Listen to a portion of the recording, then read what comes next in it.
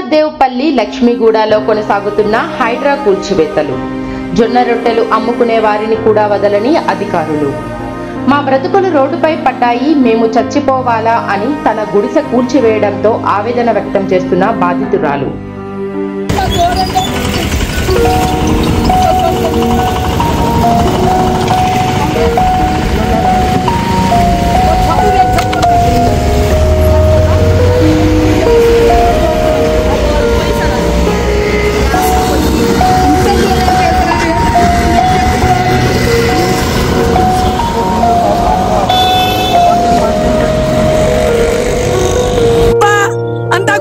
చేసిపోయారు.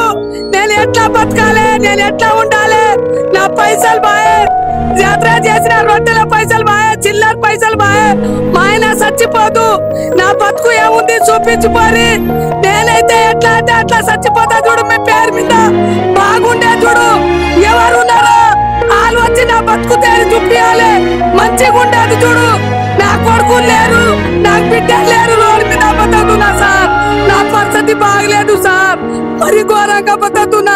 నాకేం చూపిస్తారో చూపిరి sir. Road మీద రొట్టెలు చేసుకొని బతుకుతున్నా సార్. నా కొడుకు లేరు సార్. కలెక్టర్ ఆఫీస్ కి పోయి ఆడుకొని వచ్చినా సార్. నేను అంత రోడ్డు మీద బతుకుతున్నా సార్.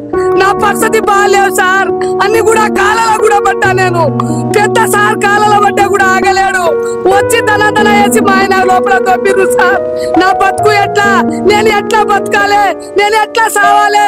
వచ్చి చూసిపోరి.